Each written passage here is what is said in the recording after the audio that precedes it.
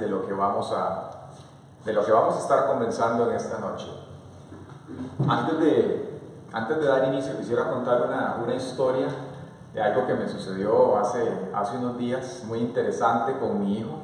Resulta que para el cumpleaños de Elías, una persona de la iglesia le regaló un juguete de una fábula muy interesante que se llama Super Wings. Son unos aviones que salen por YouTube y se transforman, son súper innovadores y tienen una empresa de entrega de paquetes. Entonces los benditos aviones estos captan la atención de los niños de una manera particular. Le habían regalado a Elías un juguete, una de estas naves, y él no le había prestado mayor atención hasta el día que vio en YouTube la fábula.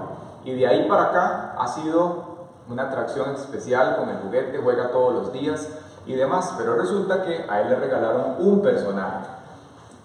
Y la fábula contiene cerca de 50 personajes, ¿verdad? Entonces, la lógica dice que cuando uno tiene una cosa y ve otras, probablemente va a querer tener los demás, ¿verdad? A esto se le sumaba un problema de que no los venden en el país, al menos los que él estaba viendo, los vendían afuera. Entonces yo pensando que iba a salir hace unos días del país, dije, bueno, voy a comprar uno de los que él quiere, que está pidiendo, y se lo voy a traer, ¿verdad? Uno de los juguetes de Super Wings, perfecto. Sin embargo, cuando ya le comunico que voy a ir y que se lo voy a comprar, él me dice, bueno, qué dicha que vas a traer ese, pero resulta que hay este y este otro que también me interesan, ¿podrías traérmelo? Entonces ya comenzamos en una negociación y yo le dije, bueno, voy a traerle lo que usted me está pidiendo, y pensé para mis adentros, y de sorpresa le voy a traer otro, y así lo hice. Se lo traje, le traje el más grande, el más lindo, el más caro, se lo entregué, jugó con ellos, y al final del día que se los habíamos entregado me dice, pero papi, es que quiero este y este otro también. Y entonces, mientras trabajaba en el desarrollo de este mensaje, pensaba justamente en eso, en el contentamiento, cómo la sociedad no está contenta. ¿Se ha dado usted cuenta cómo uno naturalmente cuando conquista algo, por lo general siempre quiere conquistar otra cosa, y no nos basta con tener un set de algo, queremos tener el otro y siempre queremos el más grande, y constantemente buscamos llenar una especie de vacío en nuestra vida? Tenemos un carro, después queremos el carro con el motor más grande, tenemos el estándar, después queremos el full extras, conocemos ciertos países, después queremos conocer otros más, y es algo que dentro del ser humano está de manera prevalente. Y no está mal si lo enfocamos en un sentido de crecimiento sano, si lo enfocamos en no ser conformistas, ¿verdad? Querer ir cada vez más allá.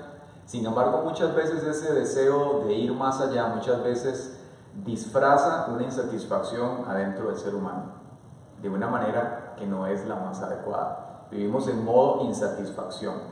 Y el problema cuando ese vacío dentro del ser humano llamado insatisfacción no lo llenamos de la manera que tiene que ser llena, es que vivimos en un modo constante en el cual tenemos cosas, pero estamos insatisfechos. Y no aprendemos a llegar a ese punto de equilibrio que la palabra de Dios nos llama o nos habla, que se llama el contentamiento. Y si lo pensamos de una manera, nosotros nunca vamos a llegar aquí en la tierra a llegar al punto de perfección en el cual podamos llenar absolutamente todos esos vacíos. Siempre va a haber algo más. Siempre va a haber algo que no estaba del todo de la manera que se quería. Siempre va a faltar un detalle. Eso va a estar en la vida del ser humano, es una constante. Y nosotros tenemos que aprender a encontrar en el Señor ese centro, ese punto de equilibrio que nos ayuda a ubicarnos de la manera que el Señor quiere que nosotros estemos, ¿verdad?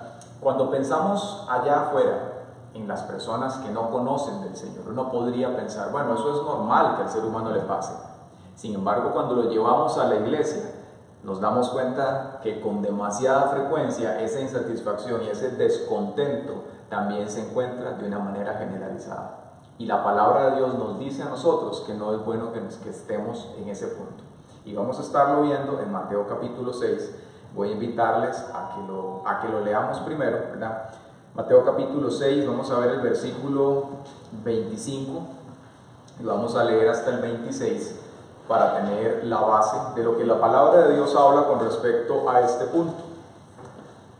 Dice Mateo 6, capítulo 25, por eso les digo, que no se preocupen por la vida diaria, si tendrán suficiente alimento y bebida, o suficiente ropa para vestirse. ¿Acaso no es la vida más que la comida y el cuerpo más que la ropa? Miren los pájaros, no plantan ni cosechan ni guardan comidas en graneros, porque el Padre Celestial los alimenta. ¿Y no son ustedes para Él mucho más valiosos? Entonces vemos aquí cómo Jesucristo nos deja ver de una manera muy interesante que las personas que no conocen al Señor, ya más adelante lo vamos a ver, usualmente es lo normal que se preocupen de este tipo de cosas. Pero nos dice que nosotros, como hijos de Dios, tenemos garantizado de parte de Él que Él se va a encargar de lo que Dios considera que es lo básico para nosotros. Amén. Una vez que esto es notificado para un hijo de Dios y que nosotros tenemos eso claro, cualquier otra variación en nuestro estado de ánimo con respecto al contentamiento necesariamente es pecado. Y usualmente no lo vemos así. Nosotros decimos, no, es que no tengo lo que yo quería. O yo estaba esperando que se abriera esta puerta y no se abrió. O yo quería que las cosas se dieran de esta manera y no se dieron. Y eso se presta para que emocionalmente muchas veces caigamos en estados de ánimo que no son los que Dios quiere. Y no nos damos cuenta que estamos pecando. No estamos agradando a Dios.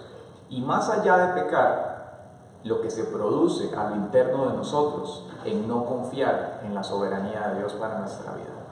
Porque Él gobierna absolutamente todo lo que hay. ¿Quién dice amén? Dios gobierna todo. Y es usual que esa respuesta humana venga a nosotros, pero tenemos que aprender a controlarla. Y en esta noche vamos a aprender cómo se desarrolla el contentamiento en la vida de un hijo de Dios. Lo primero es definirlo. ¿Qué es el contentamiento? El contentamiento es lo siguiente. Vamos a verlo según el diccionario y vamos a verlo según la Biblia. Según el diccionario, el contentamiento es el resultado de estar satisfecho mental y emocionalmente. Eso es lo que nos dice el diccionario. Es el resultado de estar satisfecho mental y emocionalmente. Pero bíblicamente hablando, ¿qué es el contentamiento? ¿Qué nos dice la Biblia?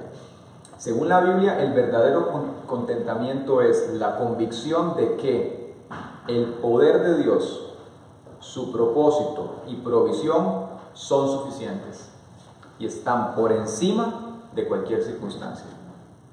Y esas son palabras que tienen mucha profundidad de peso.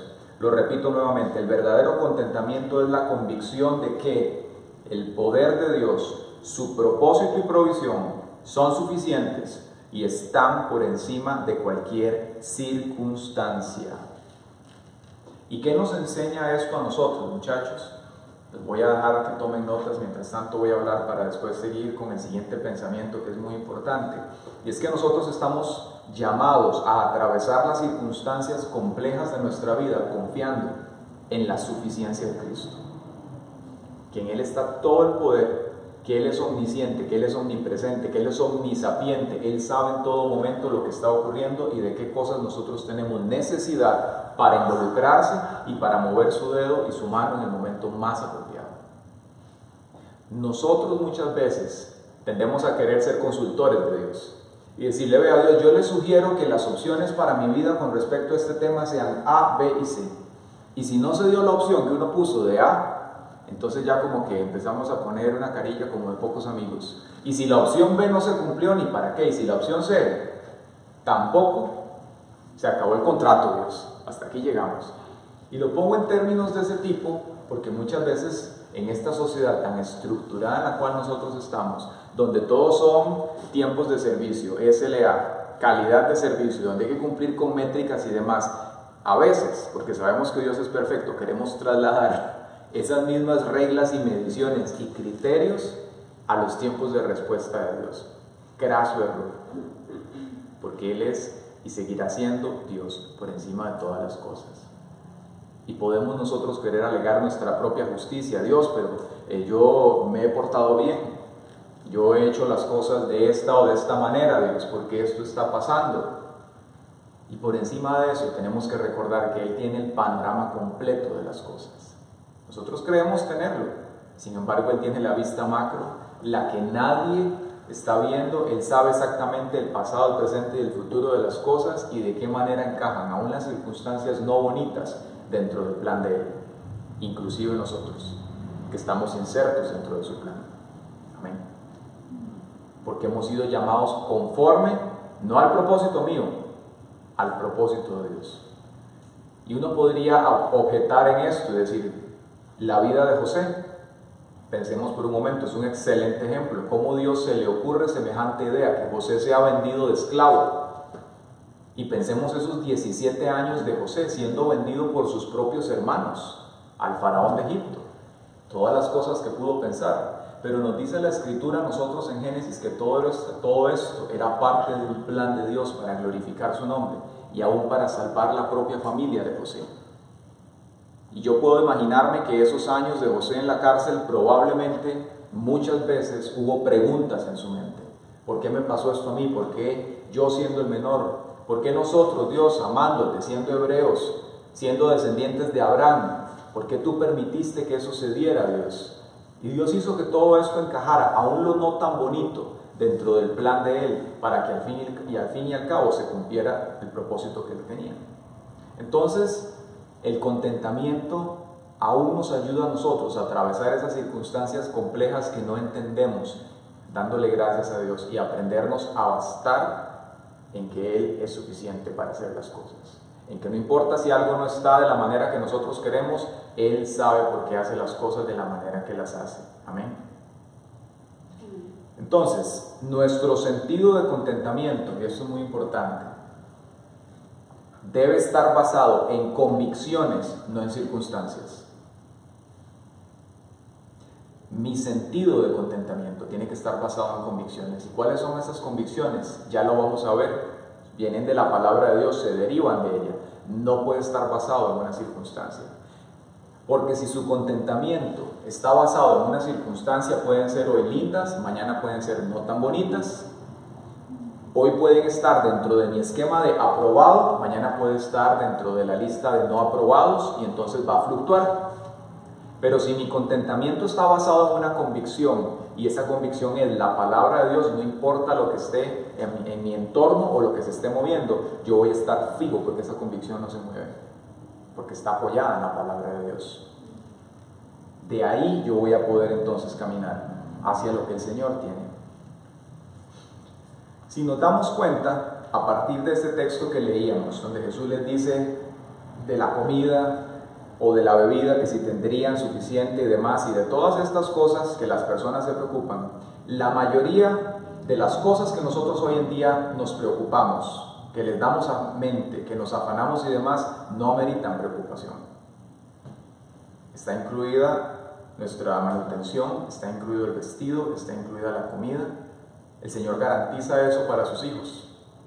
Entonces, ¿por qué deberíamos nosotros afanarnos? Si Él nos dice que Él tiene cuidado de estas cosas. Nuestra concentración y nuestro foco tiene que ir hacia algo muy importante. Y hacia lo que tiene que dirigirse es en hacer la voluntad de Dios. Es decir, nuestra energía no debe gastarse en si va a pasar esto o va a pasar lo otro. Mi energía debe estar enfocada en cómo hacer la voluntad de Dios a través de la circunstancia que estoy pasando. No si Dios va a proveerme o si Dios va a cumplir su promesa, porque Él lo hará en el momento y en las circunstancias que Él lo quiera. Más importante aquí es que mi corazón esté en el centro de equilibrio, esté en el punto que el Señor quiere para mi vida. Que no se mueva de ahí, que no deje de confiar, que no me afane, que no permita que vengan cosas a mi corazón que no son las que el Señor quiera. ¿Cuál es el resultado de una vida sin contentamiento entonces? ¿Qué es lo que pasa a través de la mente de una persona que no logra desarrollar el contentamiento? Insatisfacción. No estamos satisfechos. Y de la mano de eso pueden venir muchas cosas: tristeza, desánimo, desconfianza, enojo. Y vivimos tal vez enojados con Dios porque no cumple lo que nosotros creemos que tiene que hacer, o porque no nos da lo que nosotros creemos que tiene que darnos. Y pasamos con eso en nuestra mente. Una insatisfacción con una serie de ramificaciones en nuestra vida. Y una muy común es alrededor de la economía, cuando las personas colocan su contentamiento en las cosas económicas. ¿Qué nos dice la Biblia de esto en Eclesiastés 5:10? Dice lo siguiente: el que ama el dinero no se saciará de dinero, y el que ama el mucho tener no sacará fruto de esto. El que ama el dinero no se va a saciar de él. Hace unos días comentábamos en la iglesia, hablando de un tema similar, cómo cuando se dio una crisis en la bolsa de valores hace unas décadas, en Londres en particular, se suicidaron cualquier cantidad de billonarios. Y se suicidaron porque obviamente, ¿verdad?, hubo una crisis económica, pero ellos pasaron de ser billonarios a millonarios. Es decir, no es que pasaron a una pobreza extrema, pasaron de un estado elevado a otro menos elevado. Y esto causó que muchas personas se suicidaran. Y qué impresionante las cosas que puede llegar a causar el dinero en la mente de una persona cuando eso es lo único en lo cual pensamos.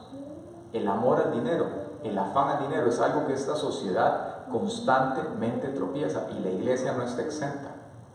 Nosotros como hijos de Dios tenemos que aprender a confiar en que absolutamente nada de lo que hay allá afuera puede darnos a nosotros el contentamiento. Lo único que nos lo da es Él, la confianza en Él. Amén. ¿Por qué es importante el contentamiento en la vida de un hijo de Dios?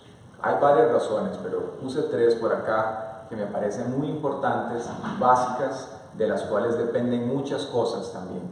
La primera de ellas es que nos ayuda a desarrollar la fe. Cuando nosotros aprendemos a contentarnos en el Señor, Él va a empezar a desarrollar en nosotros fe. Cuando las cosas no salen de la manera que queremos y no depende nuestro contentamiento de un factor externo, automáticamente, entonces nuestro corazón tiene que remitirse a Él para decir: ok, Señor, aunque la higuera no florezca, aunque no haya vaca en el corral, con todo yo he de alabar tu nombre. Eso dijo Habacuc. Confiamos en el Señor. Andamos por fe y no por vista. Comenzamos a crecer en fe. Se empieza a desarrollar en nosotros. Nos damos cuenta que aunque se cierre una puerta, Dios puede abrir otra. Confiamos en la provisión de Él. Confiamos en que Dios está con nosotros. Por otro lado, en este mismo punto, tenemos lo siguiente: nos enseña a depender de Dios. Porque si no se hizo de una manera, pues entonces tenemos que nuevamente acercarnos a Él para confiar en Él, para depender de Él. Nos enseña a depender más de Dios. Un tercer punto aquí importante también sobre la razón o la importancia de confiar, de desarrollar el contentamiento en un hijo de Dios, es que es beneficioso para la salud y el equilibrio mental. Cuando una persona no desarrolla el contentamiento y su mente constantemente está oscilando en preocupaciones, afanes y ansiedades, eso puede repercutir inclusive en su sistema de defensas, puede hacerle dormir menos, y si la persona duerme menos, entonces también su calidad de vida se va a ver afectada. Cuando nosotros tenemos contentamiento, viene a nosotros esto que dice la palabra: la paz que sobrepasa todo entendimiento. Y entonces podemos confiar en Él, aunque no tengamos la respuesta. Ahora, hay ciertas personalidades que nos gusta tener todas las respuestas, ¿cierto, Jaime? Nos encantan los diagramas de flujo, nos gusta tener control absoluto de todo lo que está pasando, y si no pasó aquí, entonces viene para acá, y si esto no se da, entonces caemos en un bucle de condiciones, y en esta condición está Dios, y Dios tiene que darnos aquí un resultado. Y cuando Dios no cabe dentro del diagrama de flujo, qué complicado que se pone. Ninguno le queda. Y Él nos lleva al punto básico de esto, que es el confiar en Él, el temor de Dios, el principio de la verdadera sabiduría, el temor de Dios, cuando nos refugiamos en Él. Entonces, si hablamos del contentamiento, de que es importante que nosotros desarrollemos un contentamiento, ya vemos lo que es, ¿verdad?, según la palabra de Dios, cómo se desarrolla. Es decir, ¿cómo hago yo para producir ese contentamiento en mi vida? Primero que todo, eso lo produce el Espíritu Santo. Tenemos que recordar que hay cosas que están en nuestro control y otras que no, pero para todas es la misma perspectiva. Y es lo siguiente: en este texto de Mateo 6 que estábamos leyendo, el versículo 33 dice lo siguiente: busquen el reino de Dios por encima de todo lo demás y lleven una vida justa, y Él les dará todo lo que necesitan. Buscar primeramente el reino de Dios y su justicia, hacer lo correcto. Si hacemos eso, quitando lo que para mí es tan prioritario y poniéndolo acá y buscando primeramente su reino, Él me va a dar en su orden de prioridades las cosas y como Él sabe que tiene que dármelas. No es en mi orden, Señor, primero el Maserati, luego la casa en Valencia. No, es en el orden de Dios. Él es el que se va a encargar de darnos las cosas como Él sabe que a nosotros nos conviene y lo que Él sabe que a nosotros nos conviene. Y esto es algo un poco amplio, decimos que es hacer la voluntad de Dios, que es buscar el reino de Dios. Quisiéramos verlo un poquito más granular. Para esto nos sirve Romanos 12. Romanos 12 del 1 al 2. Mateo 6 nos está diciendo que hay que buscar el reino, pero entonces veámoslo un poco ya más táctico, más operativo. ¿A qué se refiere esto? Romanos 12 del 1 al 2 nos dice lo siguiente: así que, hermanos, les ruego por las misericordias de Dios que presenten su cuerpo en sacrificio vivo, santo, agradable a Dios, que es su culto racional. No se conformen a este siglo, sino transfórmense por medio de la renovación de su entendimiento, para que comprueben cuál sea la buena voluntad de Dios, agradable y perfecta. Entonces, si resumimos esto en una frase y después lo vamos viendo por temas, tenemos lo siguiente: necesitamos que nuestra mente sea renovada. Ese es el punto de partida, porque yo no puedo buscar las cosas de Dios manteniendo mis viejos hábitos de pensamiento. Tiene que haber una transformación en mi mente que va a impactar todo al interno y después se va a reflejar en el exterior también. Pablo nos dice que presentemos nuestra vida, nuestro cuerpo, como un sacrificio vivo, es decir, hay una dinámica constante, operativa en mi vida, de santidad que va a agradar a Dios. Y dice que esto es un culto racional, es decir, es algo a lo cual yo aplico mi mente de manera consciente y constante en agradar a Dios. ¿Cómo se renueva la mente? Se renueva conociendo la palabra. Conforme vamos conociendo más de la Escritura, ella misma nos va a ir enseñando de N cantidad de temas, y entonces ellos van a ir desplazando estas enseñanzas, nuestros viejos hábitos de pensamiento. Y conforme esos viejos hábitos de pensamiento son desplazados, entonces mi mente va a oscilar en torno a la dirección de Dios. Yo voy a buscar hacer más cada vez lo que agrada a Él. Nos dice también aquí el cómo hacerlo. Dice que no tenemos que conformarnos a este siglo. ¿Qué nos enseña este siglo? ¿Qué nos enseñan las noticias? ¿Qué nos enseña a nosotros Cosmopolitan? ¿Qué nos enseña Men's Health? ¿Qué nos enseña a nosotros, Coalición Costa Rica? ¿Qué nos enseña a nosotros Extra TV 42? ¿Qué nos enseña Washington? ¿Qué nos enseña Hollywood? ¿Qué es lo que enseña la sociedad? Y a partir de eso, nosotros hacer un análisis y decir, ¿es esto verdaderamente conforme a la voluntad de Dios? ¿Puedo yo vivir conforme a los estándares que esta sociedad enseña? ¿O verdaderamente esto es una autodestrucción? No me lleva a nada. No es algo productivo, no es algo conducente.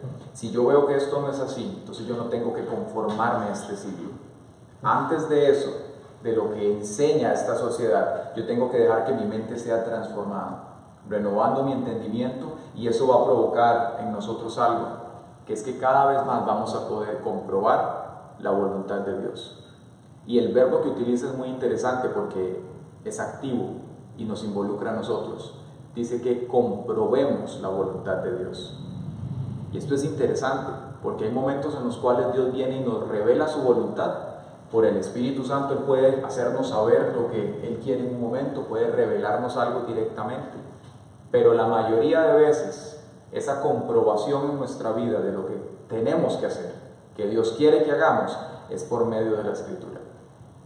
Ella nos va a mostrar qué opina Dios con respecto al matrimonio, qué opina Dios con respecto a la sexualidad, qué opina Dios con respecto a la economía, qué opina Dios con respecto a la inmigración, qué opina Dios de X o Y temas. Y eso yo lo instalo, eso yo lo abrazo, eso lo adopto, y a partir de ahí entonces puedo caminar en la dirección que Él tiene o quiere para nosotros. ¿Se entiende? ¿Cierto? Entonces vemos acá que para poder lograr ese contentamiento, mi mente tiene que ser renovada, tengo que buscar el reino de Dios, tengo que enfocarme en vivir de una manera correcta. Y un tercer punto muy importante, que es el que le pone el sello a esto, es aprender a confiar plenamente en Dios. Porque al fin y al cabo, todo lo que nosotros hacemos se hace por fe y para fe. Entonces decimos, bueno, vamos a confiar en la provisión de Dios y esa es la verdad que estamos aprendiendo en esta noche, pero a partir de ahí hay un paso además que yo debo dar y es confiar en que eso va a ser así, a pesar de lo que esté pasando. Confiar plenamente en el Señor. ¿Qué nos dice la Escritura? Dice lo siguiente: confía en el Señor con todo tu corazón, no dependas de tu propio entendimiento. Busca su voluntad en todo lo que hagas y Él te mostrará cuál es el camino tomar. ¡Qué maravilla! Confiar en el Señor con todo el corazón. Eso quiere decir que yo hago una parte y después le dejo los resultados a Dios y los acepto. Los acepto. Confío en Él, le dejo los resultados y los acepto. Porque es muy fácil decir, sí, yo confío en Dios y lo decimos constantemente, pero cuando no salió la bolita que estábamos esperando y no estamos hablando de los chances, Damián, ¿qué pasa? Ahí es donde, como decimos, se arma la de Troya muchas veces. Pero tenemos que aprender a confiar en ese resultado cuando no se dan las cosas de la manera que queremos. A mí me impacta este hombre en la Biblia, Job, cuando dice en la Biblia que Dios le permite al enemigo, ¿verdad?, por una conversación que tiene Dios y Satanás, que toque las cosas que son de Job. Y entonces se da una situación y tocan la familia de Job, tocan las fincas, tocan el ganado y una serie de cosas bastante lamentables. Y en ese momento vienen a darle los informes a Job de lo que había pasado. Y uno, cuando va a la altura de ese versículo leyéndolo, probablemente piensa, seguramente Job se va a tirar al suelo a llorar y a reclamarle a Dios. Y dice la Biblia que Job se postró y adoró al Señor. Yo creo que contados con los dedos de la mano los hombres querían algo así. Si vienen a uno y le dicen, su familia acaba de ser asesinada, sus fincas acaba de haber un incendio, sus animales les cayó una plaga y acaban de morir, prácticamente usted quedó en ruinas, y que en ese momento ese hombre se postre para adorar a Dios. Había un nivel de espiritualidad y de contentamiento y de conocimiento de ese hombre, de quién era el Señor, fuera de escala y de lo común. Y nosotros somos llamados a confiar en Dios de la misma manera. Que si mañana salimos y hizo sol, confiamos en Él. Pero si salimos y hay viento y lluvia, también vamos a confiar en Él. Vamos a recibir de Él lo que para nosotros es bonito y lo que también tal vez no es tan bonito. Ese es el contentamiento. Porque mi confianza no está puesta en que hizo sol y entonces el negocio va a estar bueno, o que hizo lluvia y las cosas van a estar como yo quiero. Mi confianza está en que Él es Dios y que Él sabe lo que a mí me conviene. Amén. Él va a estar ahí con nosotros, Él nos va a acompañar en medio de todo lo que tenemos que hacer. En otras palabras, entonces, el contentamiento viene como resultado de confiar en Dios, enfocando nuestra vida en vivir justamente, haciendo su voluntad.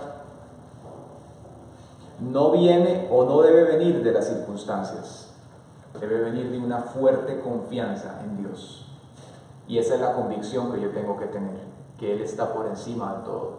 ¿Qué nos dice Pedro de una manera espectacular al respecto de este tema? Dice, así que humíllense ante el gran poder de Dios. Esto está en 1 de Pedro 5, del 6 al 7. Así que humíllense ante el gran poder de Dios y a su debido tiempo Él los levantará con honor. Pongan todas sus preocupaciones y ansiedades en las manos de Dios, porque Él cuida de ustedes.